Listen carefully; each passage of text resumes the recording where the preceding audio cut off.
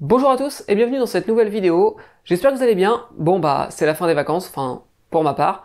Du coup c'est reparti pour vous produire du contenu. Je vais essayer de nouveau de vous reproduire une vidéo par semaine. Et on commence cette semaine avec une montre connectée, la Blitzwolf BW AT1. Allez, on commence après le générique.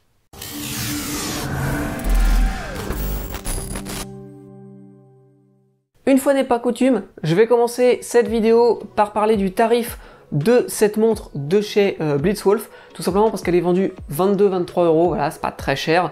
Et bah, il va falloir garder un petit peu ce critère en tête, puisqu'on va voir qu'on n'est pas en présence de la montre connectée du siècle. Voilà, elle va avoir forcément des petits manques, des petits défauts. C'est normal, étant donné son prix, on ne pourra pas lui demander de faire la même chose qu'une montre à 100 €. Donc gardez bien à l'esprit qu'on est sur une montre qui coûte moins de 25 €. Et tout de suite, on commence par le déballage.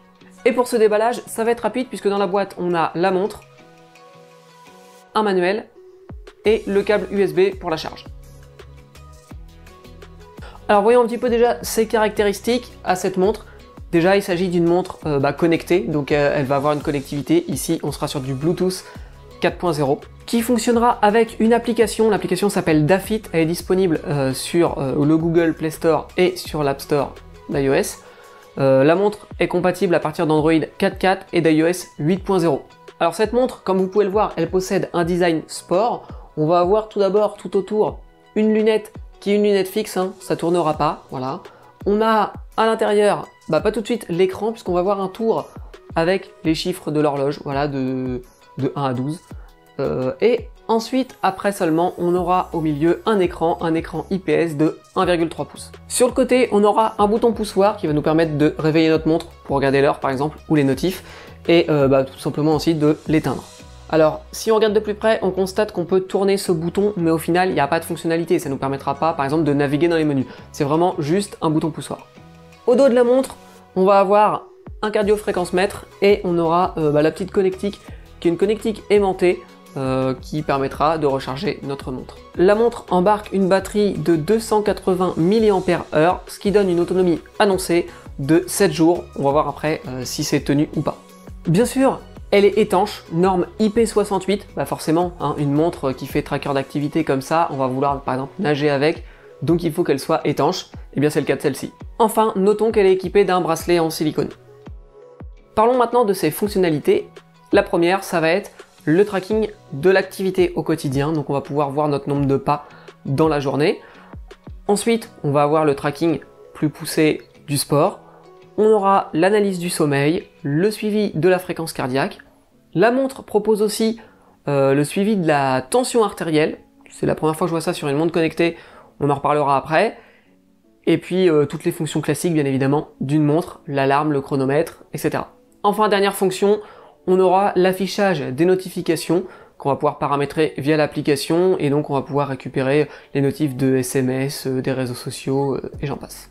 Bon, on vient de voir les fonctionnalités et les caractéristiques de cette montre. Je vais maintenant vous donner mon avis puisque je l'ai emmené avec moi en vacances, je l'ai vraiment testé en randonnée, je l'ai testé à la mer, j'ai testé vraiment dans pas mal d'utilisations différentes pendant 2 semaines complètes. Donc je vais pouvoir vous donner un petit peu mon avis. Et le premier point sur lequel je vais m'attarder, c'est l'affichage, celui-ci que vous voyez là. Je trouve dommage que cet affichage soit réduit vraiment au centre et qu'on ait le cercle avec les chiffres de 1 à 12 là. Personnellement, je trouve que c'était pas très utile et on aurait pu avoir un écran plus grand qui aurait été un petit peu plus agréable. Je sais pas pourquoi ils ont fait ça, sans doute pour des raisons de coût.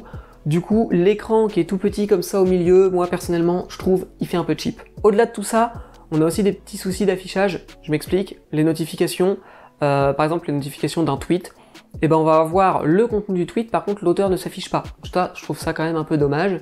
Voilà. Il y aurait des petites améliorations à faire, alors ça c'est uniquement de l'amélioration logicielle, hein, avec une petite mise à jour de la montre.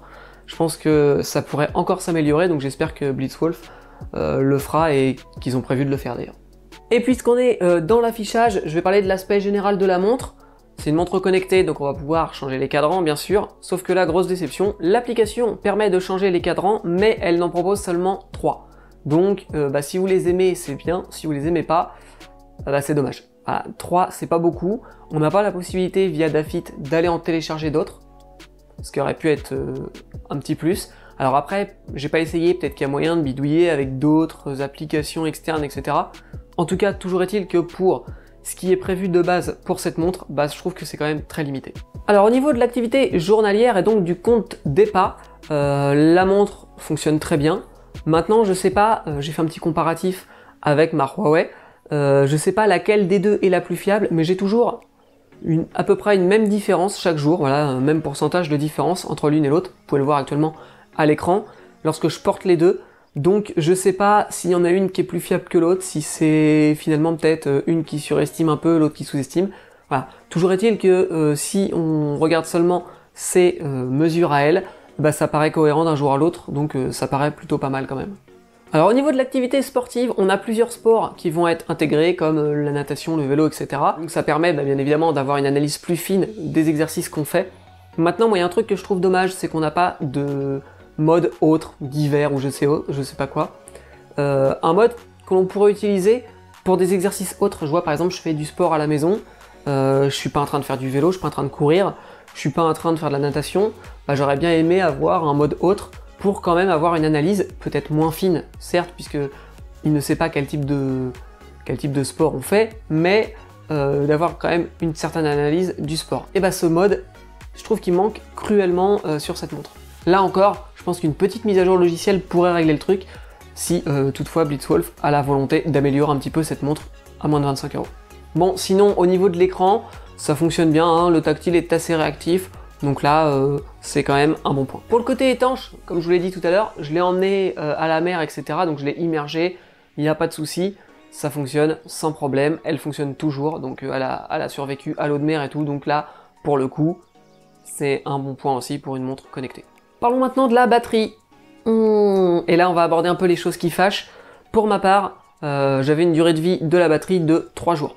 Alors on est loin du coup des 7 jours qui sont annoncés par le fabricant. Alors après, certes, c'était mes vacances, j'étais pas dans des conditions d'utilisation classiques puisque j'ai marché plus de 10 bornes par jour, j'ai fait le con dans la mer, etc. Donc forcément on se dépense plus, donc peut-être qu'elle analyse plus de choses.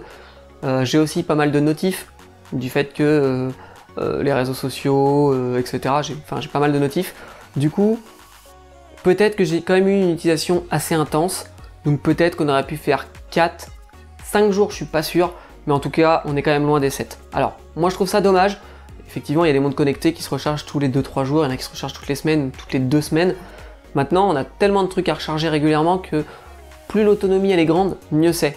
Et là, pour le coup, je trouve que c'est pas top. En plus de ça, je trouve que l'information sur la batterie de la montre, elle est pas top. Pourquoi? Je vous explique. En fait, on n'a pas de notif qui nous dit batterie faible ou 10% restant, etc. Il y a juste des vibrations qui se font sur la montre. Donc on a l'impression de recevoir une notif, en fait on reçoit rien, c'est juste la montre qui a vibré. Et même au début c'est un peu déroutant, et les premières fois où ça fait ça, on a l'impression que c'est un bug, avant de comprendre que c'est parce qu'elle a plus de batterie, etc. Moi je trouve ça dommage, d'autant plus qu'avec le cadran que j'avais choisi, l'indicateur de batterie c'est juste une petite pile avec 3 barres, donc 3 barres ça fait pas grand chose, hein, c'est 33%, donc quand il vous reste une barre, vous savez pas s'il vous reste 30% ou 5%. Ouais, au niveau de l'indicateur de batterie, je trouve que ça nécessiterait quand même une petite amélioration. Enfin, pour terminer mon avis, parlons de l'application. L'application s'appelle Dafit. Elle est plutôt pas mal, plutôt intuitive. Alors, de prime abord, j'ai trouvé peut-être un peu moins intuitive que les applis que j'utilise d'habitude. Mais au final, en quelques minutes, on retrouve ses repères. On arrive à accéder à l'historique d'activité des autres jours, etc. Donc c'est plutôt un bon point. Autre fonctionnalité aussi que je ne vous ai pas énoncé tout à l'heure, la montre permet le déclenchement de l'appareil photo du smartphone. Alors ça c'est plutôt cool, en revanche il faudra utiliser Dafit et non pas l'application appareil photo de votre smartphone. Et à partir de là, on pourra déclencher la prise de photo directement sur la montre. Ça peut être un plus si vous voulez prendre la photo à quelques centimètres de distance. Au moins vous pouvez la prendre, vous êtes sur le cadre, vous n'avez pas besoin de mettre un retardateur ou quoi. Vous venez, vous vous placez bien, vous appuyez et c'est good. Bon, niveau photo, on va pas se mentir, Dafit a quand même moins de possibilités et moins d'options que l'application caméra qu'on retrouve classiquement sur les smartphones. Et bien voilà, cette vidéo s'arrête ici. J'espère que vous l'avez appréciée. Si c'est le cas, je compte sur vous pour m'encourager avec un petit pouce en l'air. Si jamais cette montre vous intéresse, il y a un lien dans la description, vous pouvez le suivre. Elle est disponible chez Banggood, comme je vous l'ai dit, à moins de 25 €, vers les 22,50 €, je crois, quelque chose comme ça. Alors, effectivement, c'est pas la montre du siècle, comme je le disais en introduction. Maintenant, pour quelqu'un qui serait pas trop exigeant au niveau de technologie, pour quelqu'un, ça l'embête pas de la recharger tous les 2-3 jours, et pour quelqu'un qui n'aurait pas un gros budget, et bah quand même, elle peut faire le taf. Si vous avez des questions sur la montre, n'hésitez pas à les poser en commentaire, moi je vous répondrai dès que j'en aurai l'occasion. Et puis bah moi je vous dis à bientôt pour une prochaine vidéo, je vais aller geeker, allez ciao.